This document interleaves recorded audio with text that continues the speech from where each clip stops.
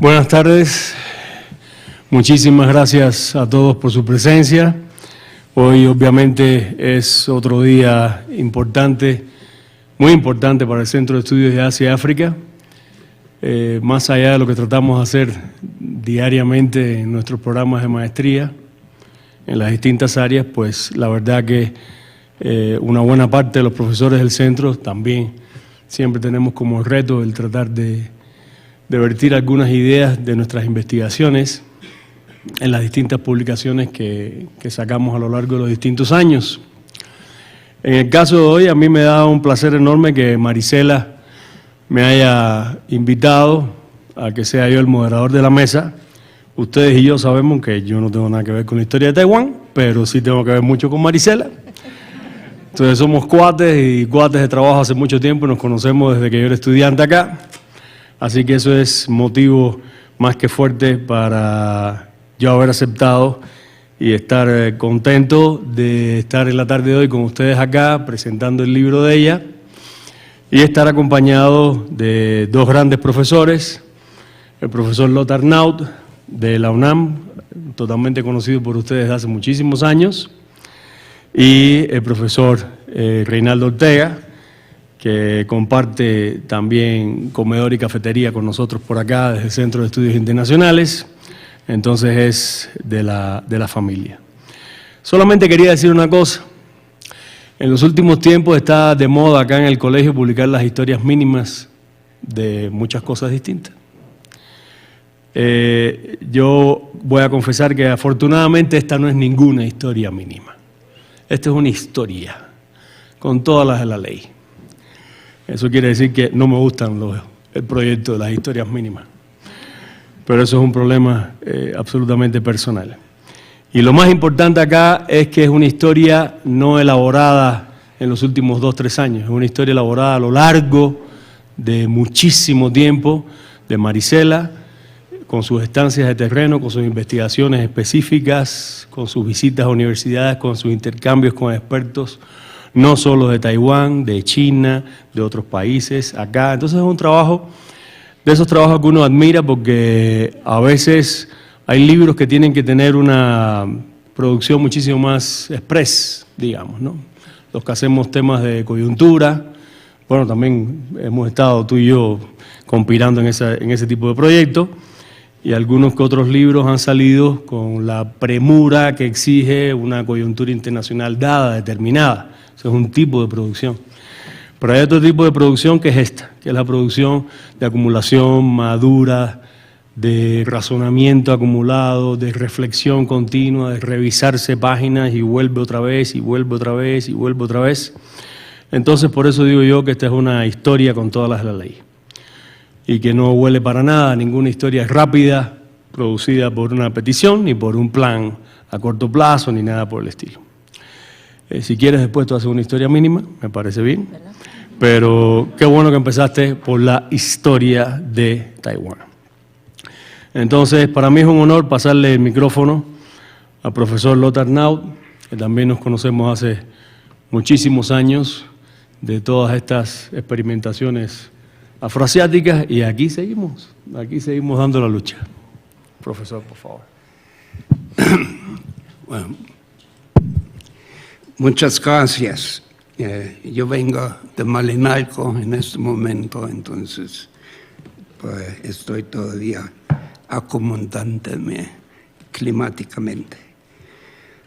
Cuando yo abrí el empaque del ejemplar del libro que me mandó la autora, estaba consternado al verme confrontado con una portada que sostenía la foto de Chiang Kai-shek Memorial Hall, una atracción turística de Taiwán. Un vestigio de un posible culto al generalísimo para una monografía de un complejo tan intricado como la historia de Taiwán. Al pasar a las 6 páginas del índice, se hizo evidente que solo una décima parte de los más de medio millar de páginas del libro trataban de la presencia de Chiang en la isla. De hecho, un análisis más cuidadoso hizo surgir otro significado del edificio por formar parte de un conjunto arquitectónico que se transformó en años recientes en una plaza de la libertad para muchos taiwaneses. Pero vamos a ver un poco un análisis de lo que tiene el libro. Para los expansionistas euroamericanos, Taiwán se descubrió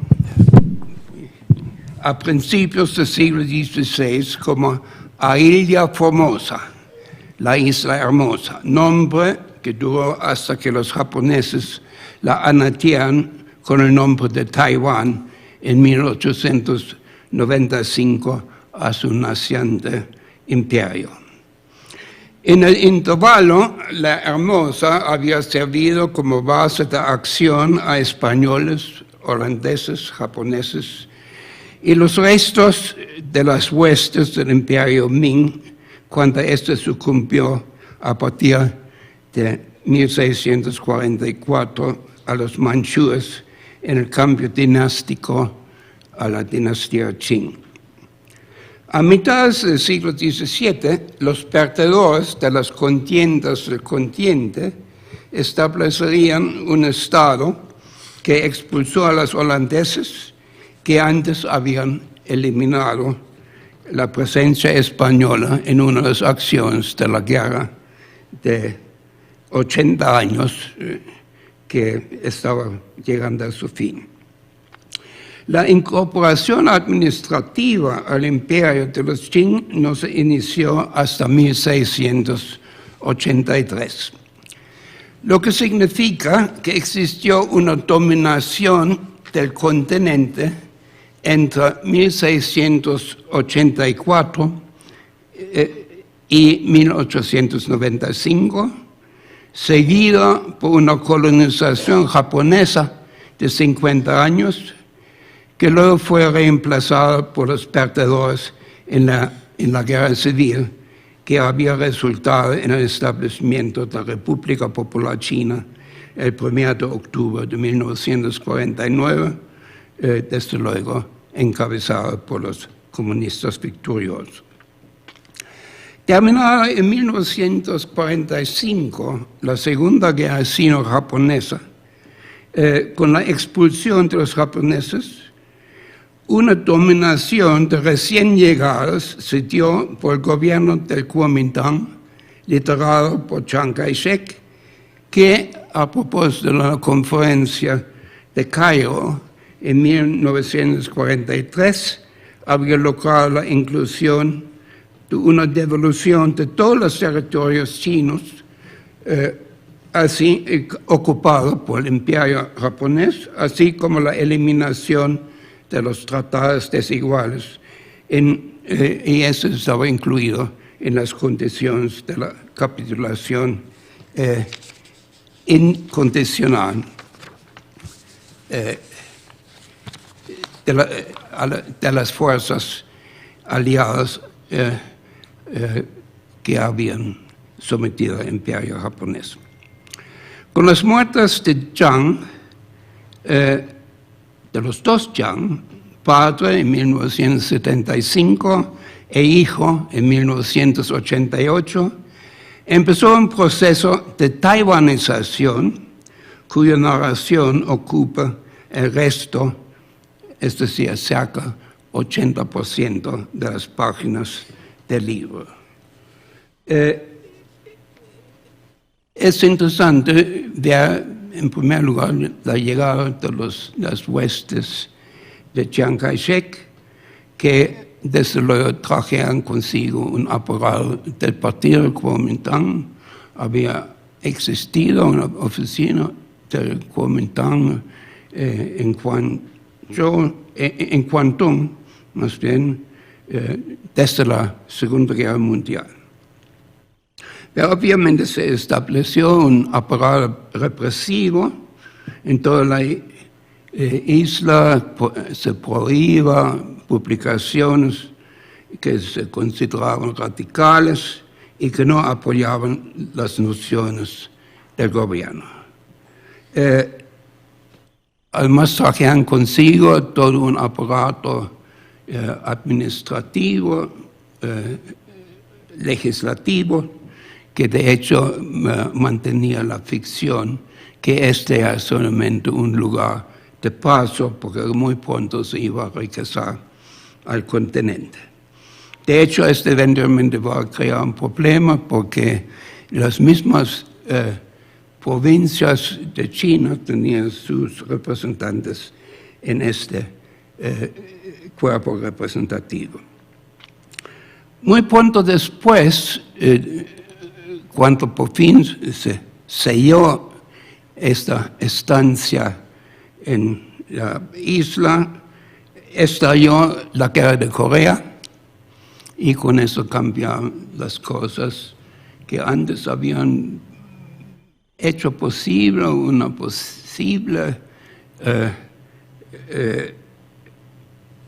posible arreglo de alguna manera con las fuerzas del Partido Comunista, aunque el Partido Comunista ya definitivamente había decidido que solamente habrá una China unificada. Pero obviamente es importante ver cómo el reacercamiento a los Estados Unidos, que en un cierto momento habían tenido una actitud, bueno, paréntesis. Yo creo que es importante que no utilizamos hipergeneralizaciones. Es decir, si estamos hablando de los Estados Unidos, mejor que digamos quiénes son los elementos que estaban en favor de un reconocimiento de la China popular y otros elementos que eventualmente estaban dentro del propio proceso macartista y que de hecho la pérdida de China se convierte en uno de los problemas internos de los Estados Unidos. A propósito, Richard Nixon, que eventualmente va a reestablecer las relaciones con la China popular como presidente, cuando él salió por la primera vez a la elección popular en California, estaba apoyado por el así llamado China Lobby, ¿no? Es curioso cómo son los procesos históricos, que un hombre que originalmente utiliza, de hecho, la actitud anticomunista china como un punto de partida en su carrera política, eventualmente le va a tocar de reestablecer, bajo condiciones bastante diferentes, las relaciones. A propósito, junto con la guerra de Corea, habrá las dos crisis del estrecho en 1954 y 58, y es interesante, y una de las anomalías de esta situación, durante todo ese tiempo, el régimen de la isla, de la República de China, o Republic of China, ROC, interesante, hasta en las siglas se utiliza el término en inglés, y desde luego hace que ahora la actitud anticomunista está la única válida en muchas de las acciones del gobierno de los Estados Unidos, y especialmente después de que las fuerzas norteamericanas se habían acercado al río Yalu, en el norte de Corea, que divide el territorio de la República Popular en lo que era la Corea tradicional. Y desde luego, lleva a la intervención de voluntarios chinos. No hay que olvidarse, entre los voluntarios chinos fue un hijo de Mao Zedong que se murió en la contienda. Pero esos son elementos de relaciones internacionales más bien, pero yo creo que es interesante que podían hacer los efectivos del Kuomintang y su gobierno en la misma isla, que era de alguna manera una novedad, porque como se ha dicho, que si hubieran operado, especialmente en cuanto a reforma agraria en Taiwán, de esta manera como eventualmente lo hicieron en la isla, nunca hubieran perdido el poder en China. Bueno, eso es mucha especulación, pero al mismo tiempo yo creo que es interesante. Pero hay otro elemento en este elemento de la reforma agraria, porque hay que darse cuenta, este formaba parte también de un proyecto promovido por el gobierno de los Estados Unidos y por lo menos gente que tenía la convicción que es algo muy importante que se lleva a cabo una reforma agraria, aún en un país tan desarrollado como el Japón. Entonces, hasta cierto punto es interesante, hay una cierta continuidad, lo que aconteció en el Japón en cuanto a la reforma agraria y luego en su dependencia, su colonia de Taiwán. Desde luego, era importante también el apoyo al sector privado y luego este cambio de la sustitución de importaciones a una producción para exportar. Es interesante que, y esto es una experiencia personal en la China de 1979, de repente apareció un interés en Taiwán en algunas de las publicaciones, hasta en las calles. Pues, ¿por qué?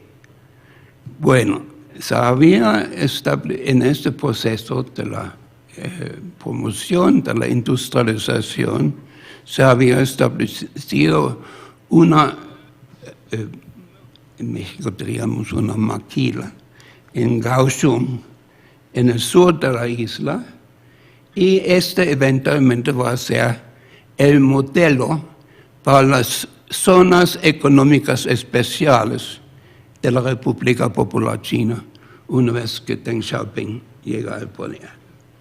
Yo creo que eso es algo muy importante, que no vemos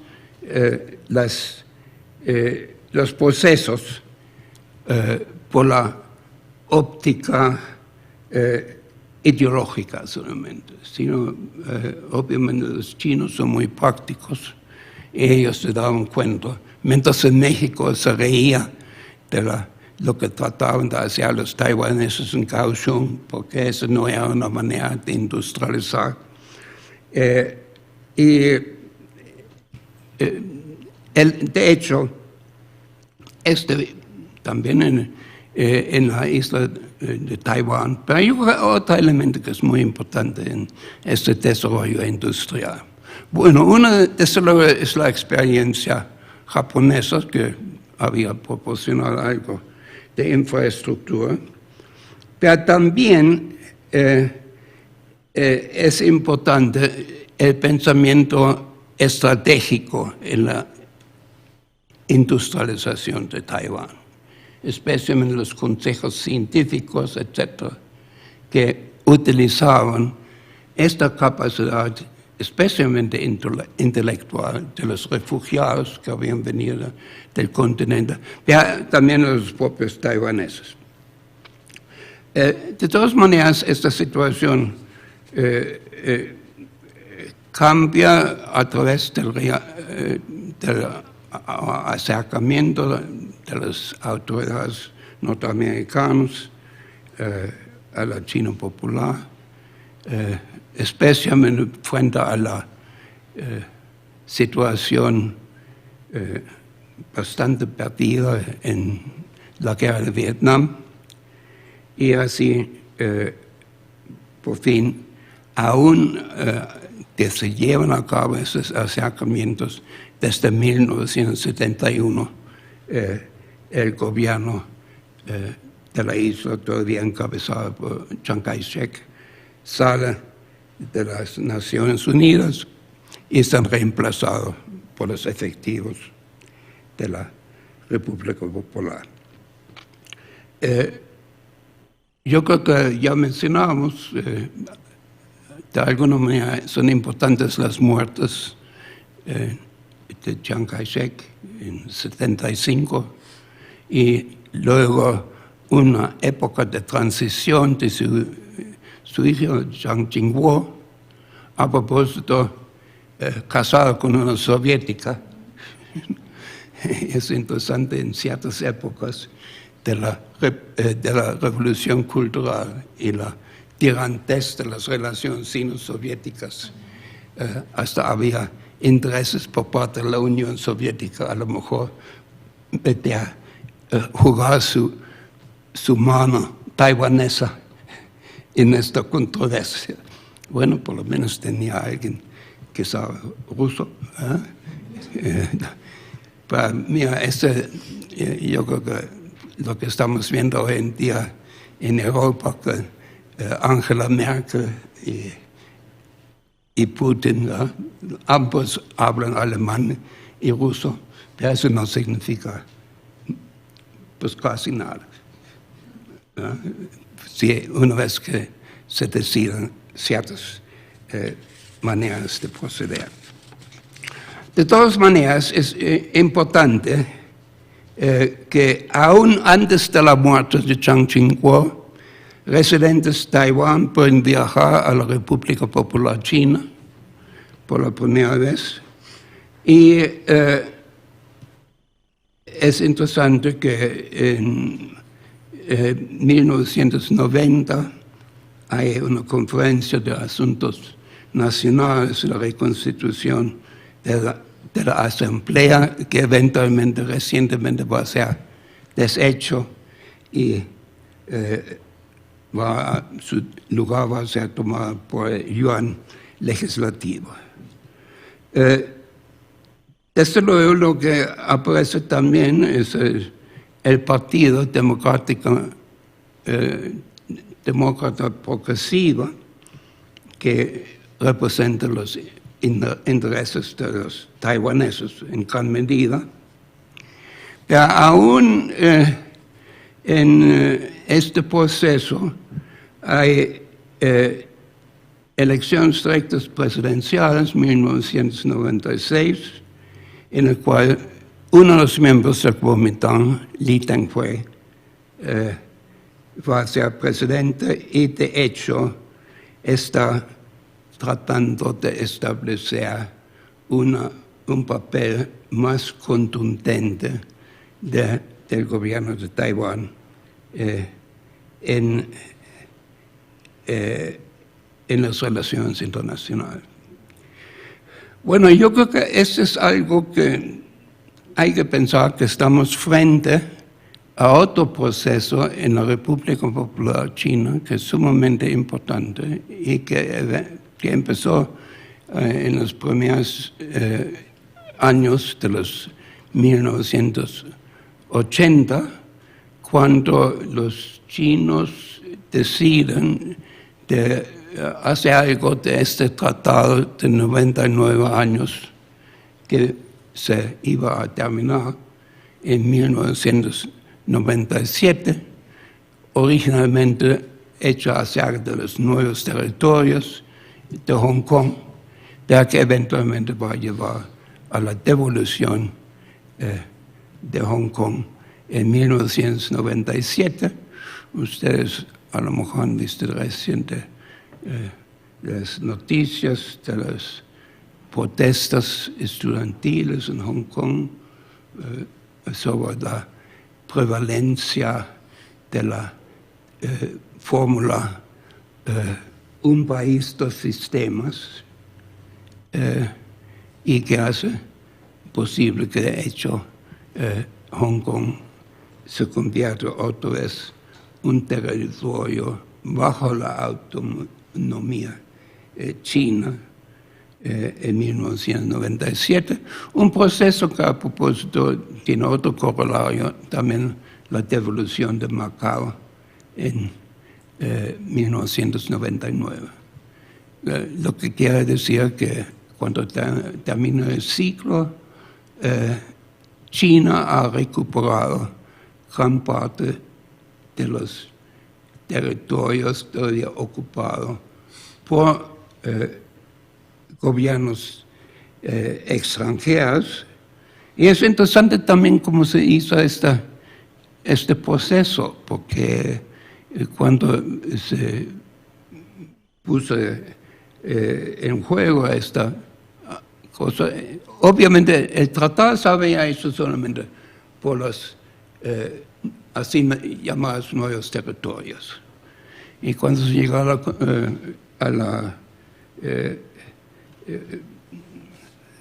a las negociaciones, los chinos decían, bueno, mira, si van a devolver a estos nuevos territorios, pues prácticamente están deshaciéndose de todos los recursos hidráulicos y muchas partes del resto de la colonia.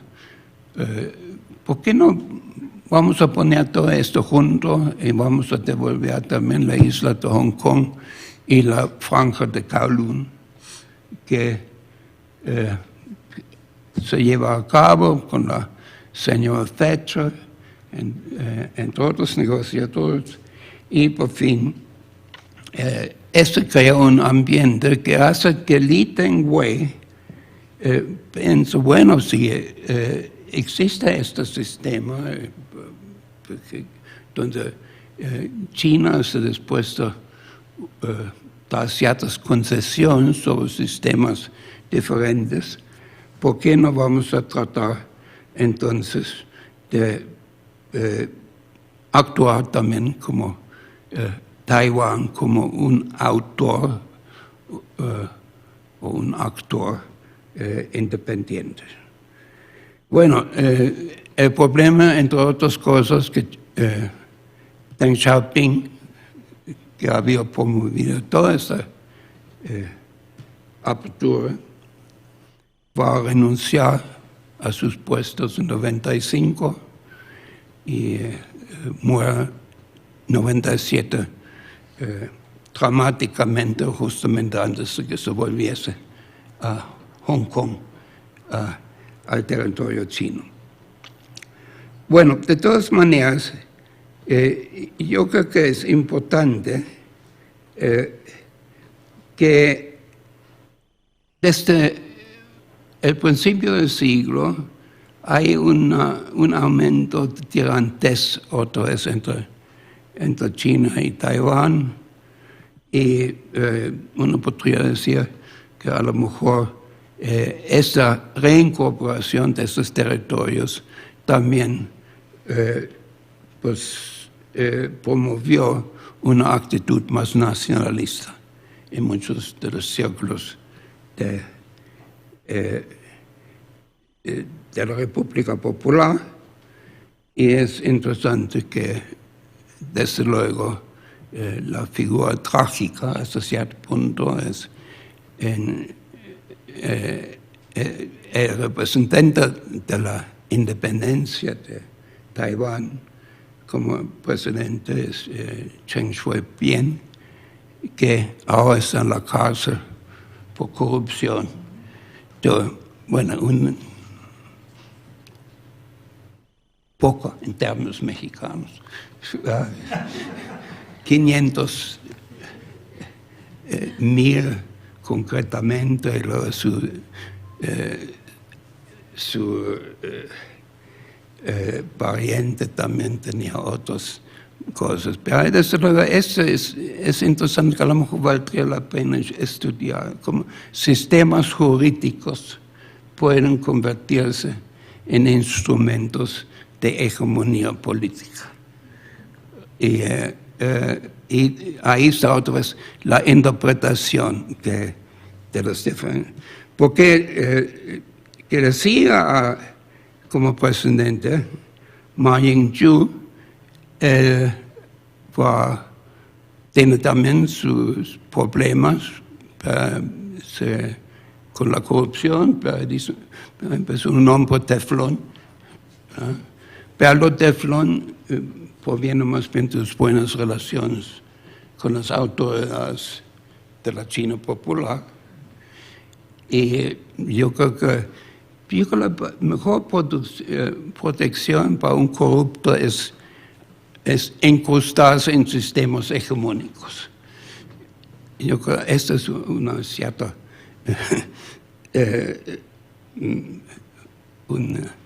un seguro hasta de vida, hasta cierto punto. Bueno, pero ahí también hay las relaciones hasta del estrecho. Es interesante que siempre habían existido estas relaciones. Hasta cuando yo estaba en Tainan en 1965, por ejemplo, los organismos budistas tenían relaciones a través del estrecho. Nadie habla de eso. Y eso desde luego nos dice algo sobre funcionan las cosas en la cultura política china, que es algo que a lo mejor valdría hacer otra monografía como esta sobre la cultura política china en cualquier aspecto. Bueno, obviamente con Ma Ying-jeou se reanimaron las relaciones a través del estrecho. A propósito, el nuevo hombre representante Chen Deming, que había sido ministro de Comercio, estaba encargado de eso. Ya hizo una visita el año pasado y en este año, me imagino también el próximo año. Bueno, yo no quiero ir más en particulares, por eso tengo que comprar el libro para conocerlo.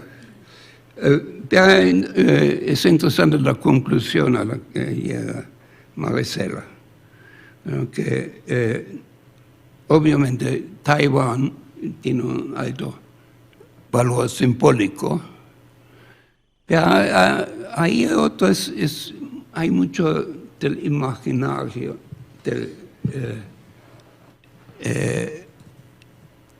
del sistema de la cultura política china, porque se trata de promover la idea que de hecho había relaciones milenarias entre Taiwán y la isla y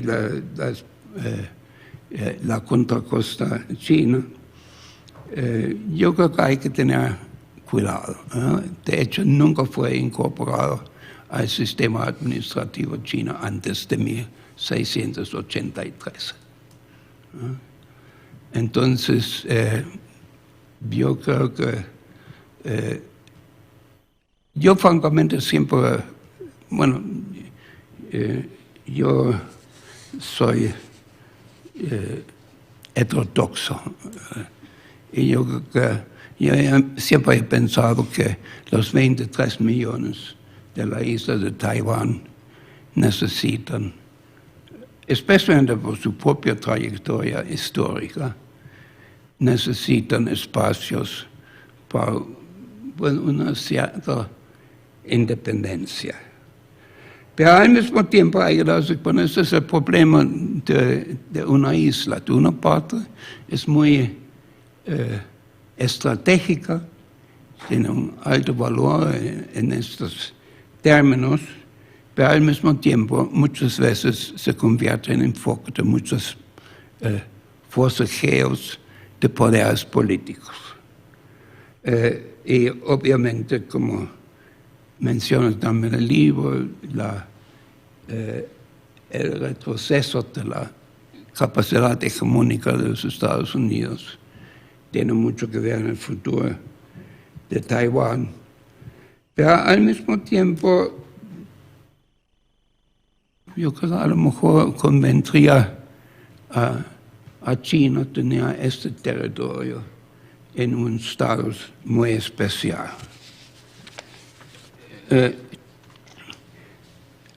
Pero déjame terminar con unos comentarios de mi estimación de este evento que estamos celebrando. Yo considero que había existido una laguna en español que la historia de Taiwán trata de llenar. Grandemente desideologizada, narra los acontecimientos del este de Asia y sin embargo no se limita a ser una historia de eventos con que nos aturden los medios impresos y electrónicos, sino analiza sus concatenaciones en procesos. La obra de la maestra Connelly se destaca por ser un ejemplo como los historiadores en México se pueden sumar al caudal de la historia narrativa mundial al publicar en castellano el análisis de matrices situacionales que son componentes de procesos de la historia mundial y que trascienden los ámbitos nacionales y latinoamericanos. Es un esfuerzo intelectual que no hubiera sido posible sin la anterior adquisición por la autora de herramientas, especialmente idiomáticas, pero también los propios del historiador, para analizar y entender los procesos históricos vividos por unos otros que se desexotizan al convertirse en un aspecto más de la historiografía mundial. Y pues, el último hecho, estamos frente a un producto que forma parte de una larga trayectoria personal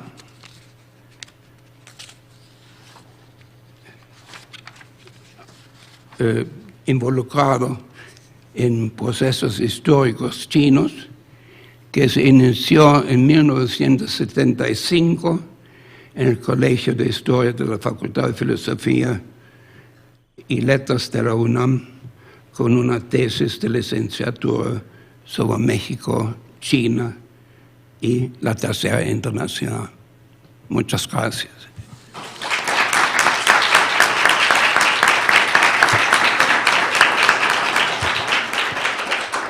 Muchas gracias al profesor Lothar-Naut. Y ahora le paso la palabra al profesor Junior Ortega, que me imagino que va a ver otra de las partes importantísimas del texto, porque Marisela no se limita a hacer una historia de política interna taiwanesa, sino que efectivamente va ligando con lo que es su trayectoria histórica aquí mismo en el colegio y la impartición de su conocimiento en el Centro de Estudios Asia y África y en el Centro de Estudios Internacionales, no solo impartiendo historia de China y de la región, sino sobre todo dedicándose a los temas de política exterior y relaciones exteriores. Entonces, pues te toca a ti.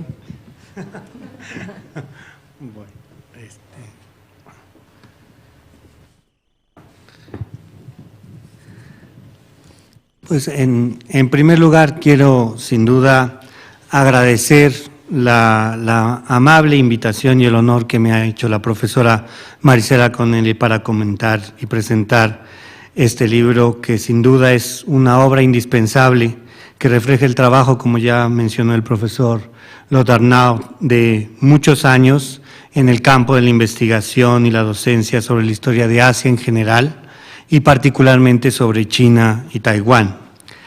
Les explico un poco también mi presencia aquí, porque quizá más que como especialista de relaciones internacionales, la invitación que amablemente me hizo quien fuera mi profesora sobre China hace ya algunas décadas, me pidió que planteara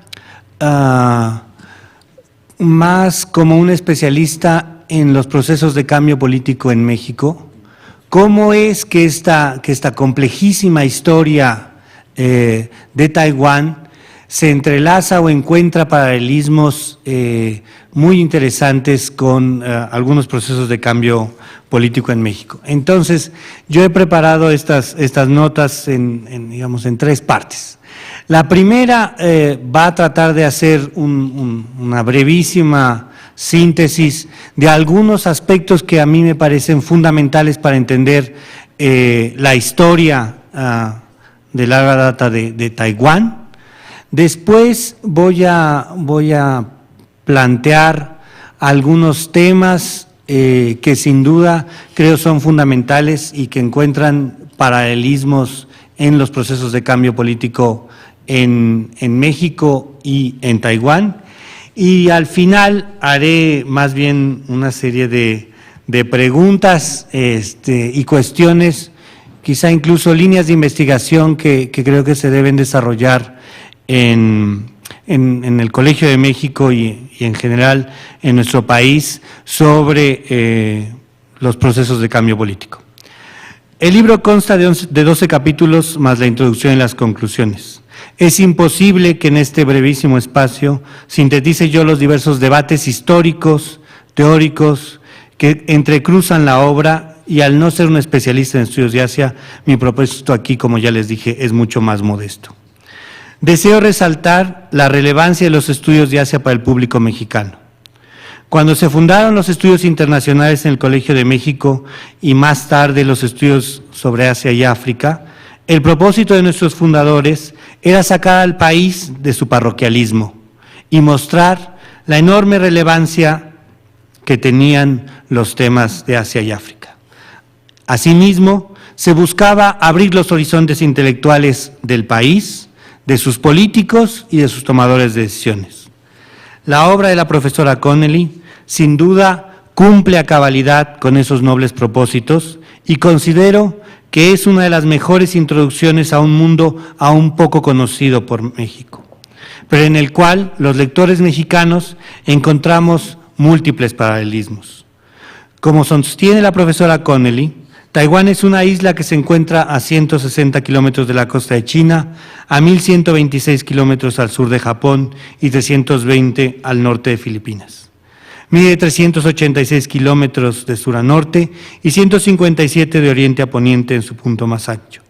La isla tiene un área de 22.000 kilómetros cuadrados, pero sin embargo no es su dimensión geográfica, sino su situación geográfica la que hace de este país una historia fascinante. La historia de Taiwán nos muestra la clara influencia de factores internacionales en el desarrollo de un país. Los grupos étnicos que habitaron la isla en el pasado remoto tenían sus raíces en el sudeste de Asia, como dice la profesora Connelly, y desde el siglo III a.C. y la dinastía Tang, los chinos empezaron a tener contactos con Taiwán. En el primer capítulo de su libro, la profesora nos muestra las transformaciones de una isla en un centro de comercio. El contacto primero con el imperio chino y más tarde con las potencias coloniales europeas y con Japón, sin duda marcaron la historia de este país y lo siguen marcando.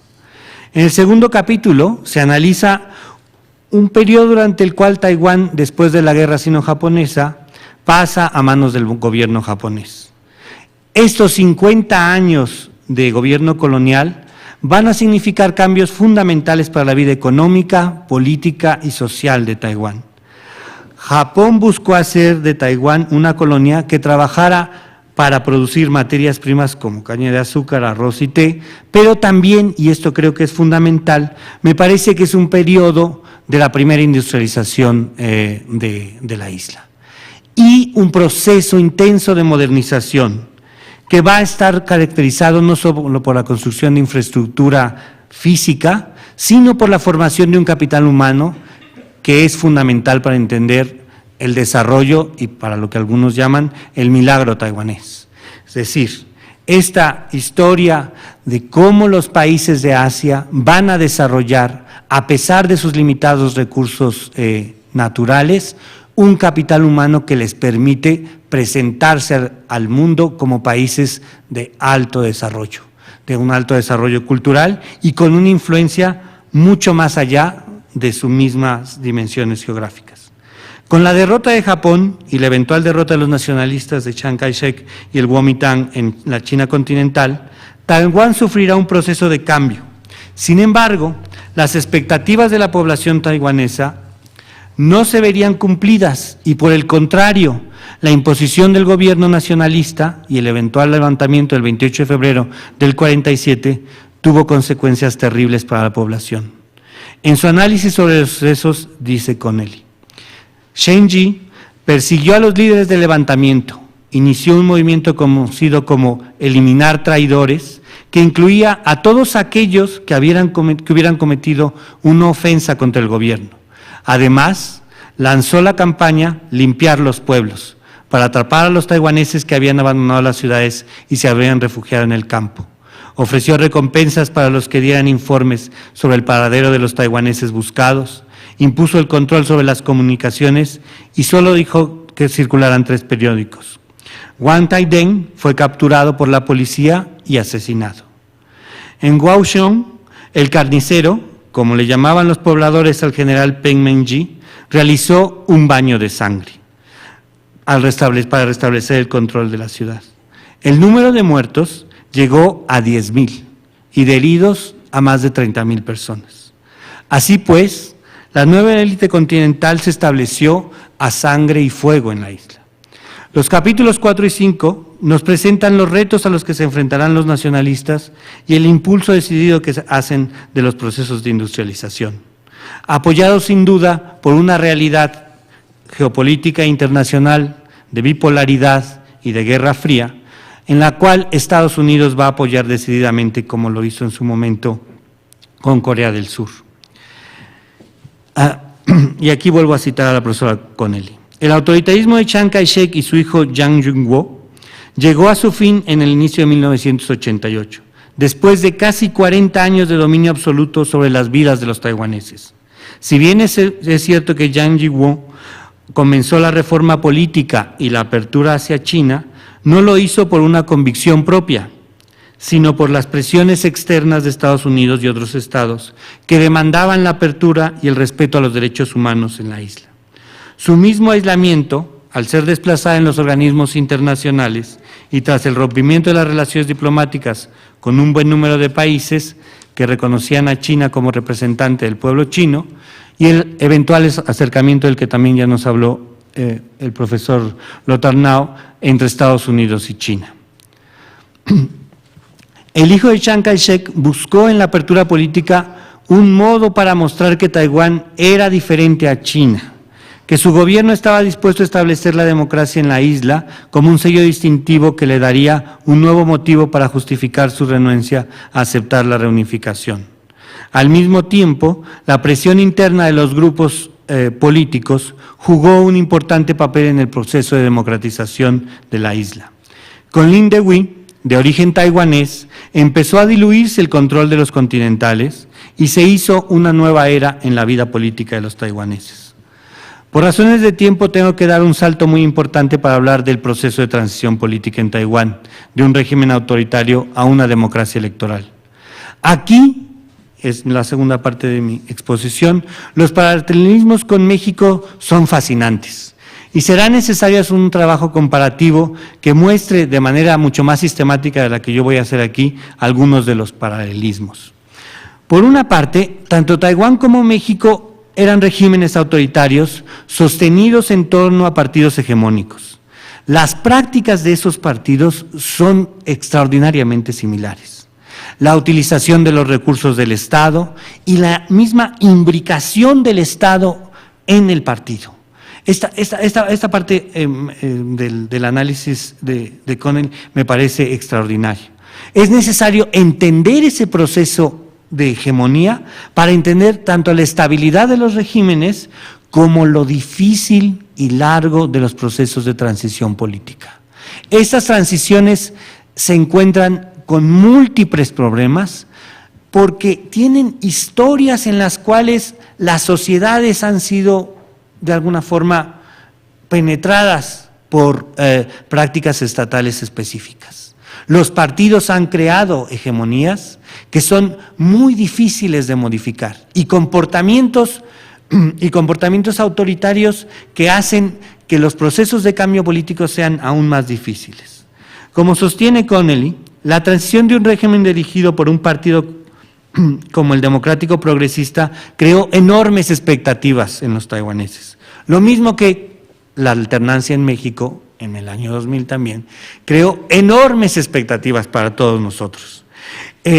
Lo que vamos a encontrar es, en términos de un paralelismo, en términos de las campañas, por ejemplo, las campañas políticas, cómo se estructuraron las campañas políticas por parte de la oposición mexicana. Básicamente, yo recuerdo los lemas, los ataques a la tremenda corrupción del partido gobernante, a la plutocracia y a un autoritarismo desenfrenado. Y la idea de que se iba a dar un cambio con estos partidos de oposición. Desafortunadamente, el gobierno de Chen Shui-bian no trajo consigo los cambios que se esperaban. El PDP exhibió su inexperiencia e incompetencia, nos dice Connelly, al enfrentar los problemas. No trabajó por ganarse a los grupos sociales que no estaban de acuerdo con sus postulados, lo mismo que ocurrió en México, y una buena parte de la población votante que no estaba convencida de ese proyecto de cambio. Otra vez, un nuevo paralelismo. En términos parlamentarios, ninguno de los dos partidos de oposición que eventualmente toman la presidencia, ni en Taiwán ni en México, tienen mayorías parlamentarias. Y esta situación política de ser gobiernos minoritarios parece que nunca lo acaban de entender los gobernantes. Es decir, no logran construir las bases de apoyo y los programas nacionales de transformación que se esperaban, sino que se aferran a sus electorados tradicionales. Y esto, aunado a la inexperiencia de los cuadros políticos, va a llevar a un desencanto muy notable en las dos poblaciones. Además, como ya menciona en su libro la profesora Connelly, el PDP controlaba menos de un tercio de los escaños de la legislatura antes de la elección del 2001. Chen no supo consensuar con las fuerzas políticas opositoras, y por el contrario, se opuso a proyectos de infraestructura fundamentales que ya habían sido avanzados por el Kuomintang, como fue la construcción de la cuarta planta nuclear, que implicaba en la situación en la que se encontraba Taiwán en ese momento, un proyecto de continuar, digamos, el proceso de modernización económica del país. Hay una explicación muy extensa y muy detallada de cuáles son los límites de esta nueva administración. La comparación con México me parece inevitable. Nuestra primera alternancia también ocurrió en el año 2000 y el presidente Fox no contó con una mayoría parlamentaria y muy pronto los panistas mostraron su incapacidad para hacerse de un equipo profesional que gobernara el país. La literatura sobre democratización distingue entre los procesos de liberalización, transición y consolidación. Sin embargo, a mí el concepto de consolidación no me convence. Como en algún momento Jaworski y Bobbio argumentaron, la democracia siempre está en un proceso de cambio y construcción. Ahora bien, eso no significa que no podamos y debamos distinguir entre gobiernos autoritarios y gobiernos democráticos. Hay quien erróneamente, desde mi punto de vista, minimiza las diferencias, pero estas son sustantivas, no solamente de grado. Tanto los taiwaneses como los mexicanos sabemos la importancia de distinguir los distintos tipos de regímenes políticos. El libro de la profesora Connelly abre una serie de líneas de investigación sobre varios temas que aquí simplemente voy a apuntar. En primer lugar, ¿en qué medida los procesos de transición política en Asia se parecen o se distinguen a los vividos en América Latina y el sur de Europa entre 1978 y el año 2000? Creo que aquí pueden salir innumerables tesis de investigación para desarrollar en profundidad cada uno de estos procesos, desde el desarrollo de cómo se construye una oposición, cómo participa o no y bajo qué mecanismos la sociedad civil, qué papel juegan los intelectuales en los distintos países, cómo se civilizan los procesos de cambio político y cuáles son los límites de estos procesos. Podemos encontrar patrones similares sin duda en Taiwán y México. Vemos cómo regímenes autoritarios no se abrieron políticamente hasta que las sociedades civiles organizadas demandaron las aperturas. Estas luchas son muy largas, costosas y parciales. No son graciosas concesiones de las élites. Las élites, como en su momento también argumentó Danwa Rusto, son generalmente forzadas al cambio político. Los cambios políticos no son graciosas concesiones. Y creo que estos procesos de constante confrontación, de constante demanda de las sociedades civiles son indispensables de conocer y son en este momento, creo, poco conocidos en México, sobre todo lo que pasó en el este de Asia. Otro punto que eso se ha trabajado más, sobre todo en Estados Unidos, que es la cuestión de la industrialización y los milagros económicos del este de Asia. Pero incluso hay, yo creo, una tendencia en la literatura estadounidense a ver todo como lo que se llama políticas tecnocráticas simplemente. Simplemente se ha argumentado una y otra vez que son las políticas adecuadas las que generan desarrollo económico. Pero lo que vemos tanto en buena parte del este de Asia, quizá con la excepción de Singapur, es que estas políticas han sido planeadas, desarrolladas y no han seguido los patrones del mercado. Lo que han hecho los países del este de Asia es decidir campeones industriales, decidir políticas dirigistas, modificar los precios y no aceptar que son simplemente las fuerzas del mercado las que determinen el desarrollo de los países, sino que hay una decisión de nosotros generaremos los ingenieros, los profesionistas, el andamiaje industrial fundamental. Y eso ha faltado, sin duda, yo creo, no solamente en México, sino en la mayor parte de los países de América Latina. América Latina hoy en día sigue siendo una región que depende de los mercados de materias primas. Los momentos que tuvimos en América del Sur, en México no, de crecimiento económico, se han debido básicamente a mejores precios para todas las materias primas, sean estas el cobre, el petróleo o los productos agroalimentarios. Y en ese sentido hay creo yo, una serie de lecciones fundamentales para todos los países de lo que en su momento se llamó la periferia o la semiperiferia. Por otra parte, me parece que es posible plantear generalizaciones parciales e incluso llegar a analizar los procesos de aprendizaje político. Aquí me parece que la respuesta sería menos contundente en el sentido de que las oposiciones generalmente tienen que adaptarse y construir cuadros de manera acelerada y generalmente muy incompletos. En cierto sentido, yo retomaría ideas que se plantearon a principios del siglo XX por Weber en su comparación entre la clase política inglesa y la clase política alemana de finales del XIX y principios del XX. Weber argumentaba que no es que los ingleses tuvieran características naturales que los hicieran mejores políticos que los alemanes. Lo que ocurre es que los andamiajes institucionales moldean las carreras y los comportamientos. ¿Por qué tenemos, lo mencionaba también quien me antecedió en el uso de la palabra, estos problemas enormes de corrupción en nuestros países? Porque hay esta imbricación de la clase política con los procesos económicos. Y no se han construido los andamiajes en términos de los poderes judiciales y los controles de las oposiciones y las oposiciones parlamentarias, ¿no? Aunque, como ya también se mencionó aquí, el presidente sí, en el caso de Taiwán, sí ha sido enjuiciado, cosa que aquí no hemos tenido. Una diferencia muy importante.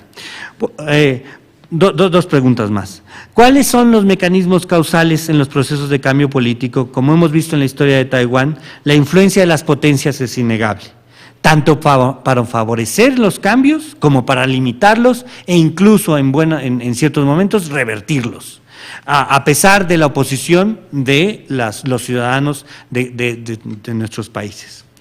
Un último punto que no quiero pasar de largo y que también ya se mencionó es ¿qué pasará con Taiwán? Y es con la pregunta con la que quiero terminar para la autora.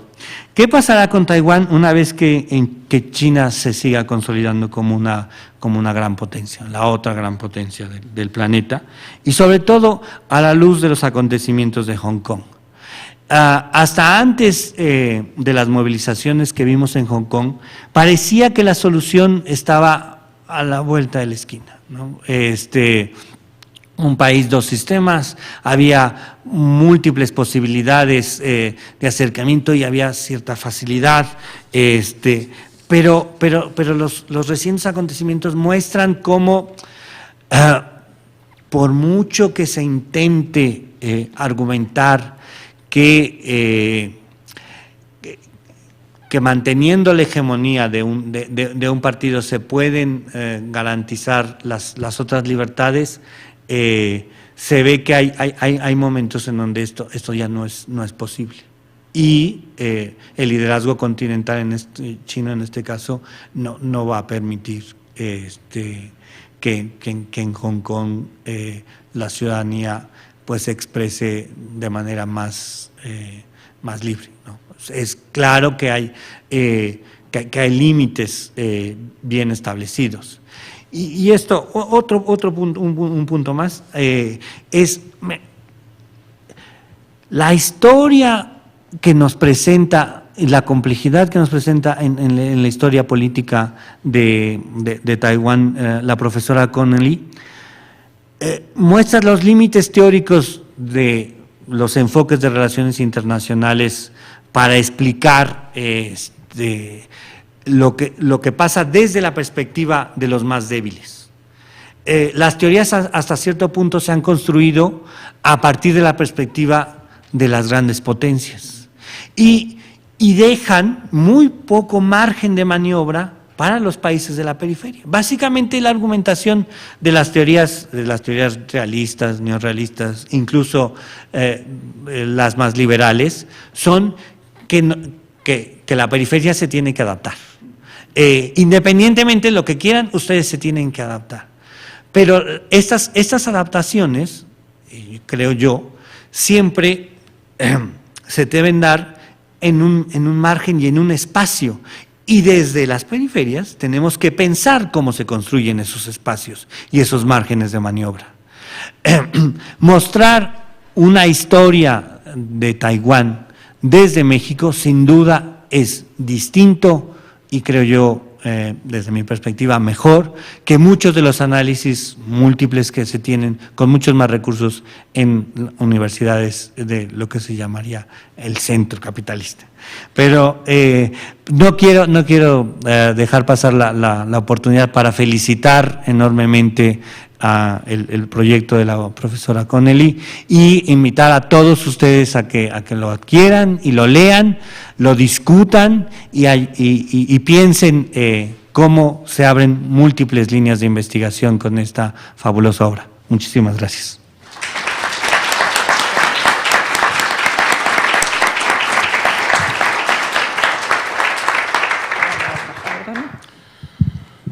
Muchas gracias, Reinaldo. Bueno, al final terminaste hablando de relaciones internacionales, así que no me podías dejar mal. Bueno, es súper interesante el ejercicio de lo que le pediste y lo que hizo, ¿no? Y realmente Lothar lo decía y lo dice Reinaldo ahora, la cantidad de temas que se pueden hacer de estudios comparados, de experiencias comparadas, y sobre todo desde acá, otra vez de nuevo, desde México, desde el Colegio de México, desde el Centro de Estudios Internacionales, desde Asia y África, y realmente es un potencial enorme que muchas veces nos valoran. Entonces, la tercera fase de esta mesa es dar la palabra a la autora, mi amiguísima hace muchos años, la profesora Marisela Connelly. Muchísimas gracias, Luis. Muchas gracias a mis tres colegas, porque cada uno de ellos ha contribuido a que yo pueda ir desarrollando cada vez más mi trabajo aquí en el colegio. Porque Lothar Naut, como él bien lo dijo, y por eso yo quise que estuviera aquí en esta presentación, Lothar Naut fue el que me inició en los estudios sobre Asia.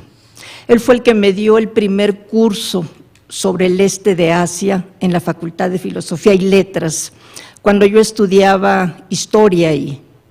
Y él, como bien dijo también, me dirigió mi tesis de licenciatura, la famosa China, México y la Tercera Internacional, que pues él me ayudó muchísimo a hacerla, y después cuando yo decidí entrar a la maestría del Colegio de México, pues él me apoyó en todo para que iniciara esta maestría. Por eso yo le agradezco muchísimo a Lothar que haya aceptado venir a presentar mi libro. Le agradezco muchísimo también pues todo lo que ha contribuido en mi formación académica. Y también le agradezco mucho a Reinaldo, porque como él bien decía, él fue mi alumno en la década de los 80, ¿verdad? Sí. La primera o segunda generación a la que yo le di clase aquí en el Centro de Estudios Internacionales, y una generación muy buena, y la muestra está aquí con Reinaldo, que después de que se fue a hacer su doctorado fuera, ingresó como profesor investigador en el Centro de Estudios Internacionales y tiene ya muchísimos años de trabajar aquí. Y yo realmente aprecio mucho el que él haya aceptado venir a presentar mi libro, porque yo como profesora, yo aprendo mucho de mis estudiantes. Cada generación es una generación nueva y siempre estoy aprendiendo de las nuevas generaciones. Uno nunca acaba de aprender, y lo importante es saber aprovechar esas oportunidades que nos da la docencia, pues para poder, además de guiar a los estudiantes, pero seguir aprendiendo de ellos. Eso es muy importante.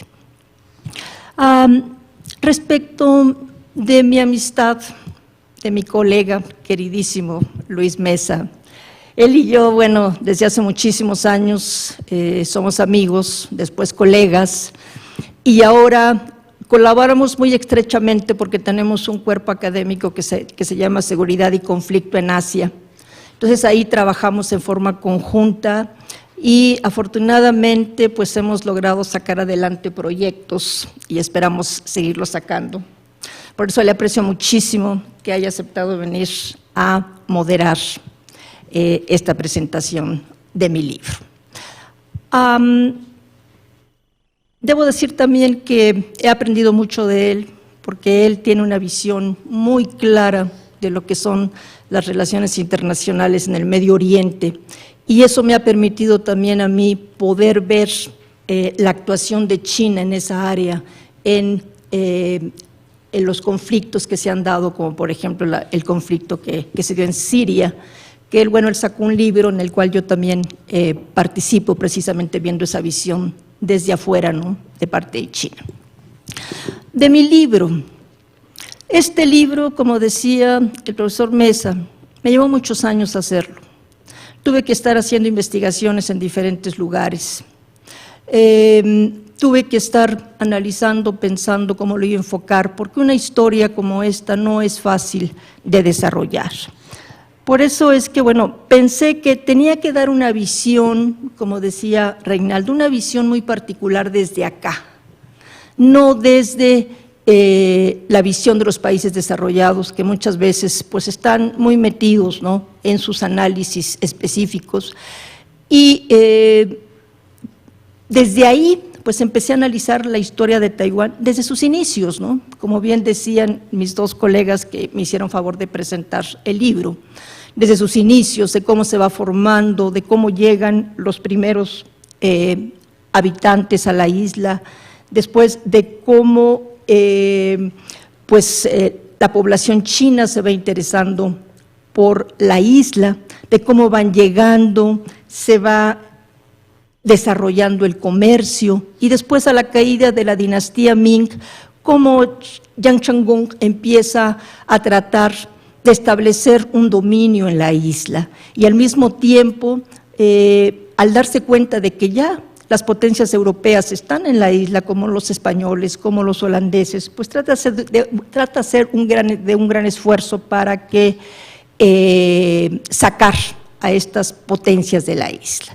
Y después vemos cómo poco a poco el imperio chino se va interesando en la isla, cómo finalmente de prefectura se va convirtiendo a provincia del imperio chino, y después cómo por 50 años va a ser una colonia japonesa, en donde los taiwaneses van a tener que estar sujetos a las leyes japonesas, van a tener que estudiar la lengua japonesa, y no obstante que tuvieron un desarrollo económico muy importante, pero siempre fueron ciudadanos de segunda clase. Y después, el tema que ya mencionaba también el profesor Lothar y el profesor Reinaldo, de cómo al llegar los nacionalistas después de la Segunda Guerra Mundial a Taiwán, pues otra vez los taiwaneses se ven sujetos a una nueva dominación, una dominación en la que ni siquiera van a ver reflejado en la cuestión económica un progreso para ellos, sino que por el contrario va a haber un retroceso, y además represión, una represión muy fuerte hacia los taiwaneses. Y por si fuera poco, para 49, cuando las pláticas entre Chiang Kai-shek y Mao Zedong fallan y se da la guerra civil, pues en 49 estamos viendo que el gobierno nacionalista se transporta con 2 millones de habitantes a la isla de Taiwán, superponiéndose el gobierno provincial con el gobierno nacional. Y como bien decía el profesor Reinaldo, ese incidente yo lo llamo, pero realmente fue una represión tremenda hacia la población taiwanesa del 2/28 del 47, para hacerlos entender que los nacionalistas eran los que gobernaban realmente y ellos tenían que obedecer, no teniendo una participación política importante en el gobierno. Entonces vamos a ver cómo al mismo tiempo que se vive dentro de un régimen sumamente autoritario, se empieza a dar un desarrollo económico importante, un desarrollo económico que permite a la población taiwanesa tener buenas condiciones de vida. Y vamos a ver, como decía el profesor Lothar Naut, cómo Estados Unidos va a jugar un papel muy importante en el desarrollo económico de Taiwán y en un momento dado la prevención de, por un lado, los comunistas tomen Taiwán y por el otro, que Chiang Kai-shek pueda hacer una acción aventurada para tratar de tomar el continente, pensando que Estados Unidos lo va a ayudar. Y bueno, el cambio generacional. El cambio generacional que vamos a tener cuando muere Chiang Kai-shek y su hijo Yang Jing-guo queda en el poder, va a ser muy importante, porque se va a conjuntar precisamente con ese cambio de coyuntura que permite que la República Popular China entre a Naciones Unidas y que Taiwán salga, y ese mismo aislamiento internacional en el que se va a encontrar Taiwán, pues va a permitir que Yang Jing-guo empiece a abrir el sistema y piense que si se da una democratización en la isla, entonces Taiwán tendrá una mayor aceptación a nivel internacional. Y es aquí cuando las fuerzas de oposición empiezan a jugar un papel importante, cómo empiezan a presionar al gobierno, el famoso grupo Danwai, que precisamente se llamaba así porque no se permitía que existieran partidos políticos, ¿no? Tanguay es los que están afuera del partido. Y vamos a ver cómo ese aislamiento internacional sigue fomentando la apertura política, que tiene un gran avance cuando llega el presidente Lee Teng-hui a la presidencia de la República, porque él era de origen taiwanés, no de origen continental, y entonces él va a ir trabajando para que poco a poco se dé lo que yo llamo la taiwanización, en donde mayor número de taiwaneses empiezan a participar en los órganos de gobierno, en donde se empieza a dar toda una reforma constitucional para ir adecuando la estructura del gobierno a la isla misma y dejando atrás esa falacia de que ese gobierno representaba a toda China. Esto va a ser muy, muy importante porque en 96 ya se llevan a cabo las primeras elecciones presidenciales por sufragio universal y va a permitir, como bien señalaba el profesor Reinaldo, el que en 2000 la oposición ya formada como el Partido Democrático Progresista logre tomar la presidencia. Y aunque esta oposición pues dejó mucho que desear, ¿verdad?, en cuanto a su actuación y su desempeño dentro del gobierno, pero bueno, fueron 8 años que estuvieron gobernando Taiwán. En 2008 regresa otra vez el Kuomintang, el Partido Nacionalista, a gobernar Taiwán. Y en el desarrollo de las relaciones con China vamos a ver cómo se avanza muy poco a nivel político, pero a nivel económico durante todos estos años lo que se da es una integración económica entre la isla de Taiwán y el continente chino. Al grado de que, bueno, ya la inversión taiwanesa es muy, muy importante en China y gran parte del comercio internacional que tiene Taiwán es con China.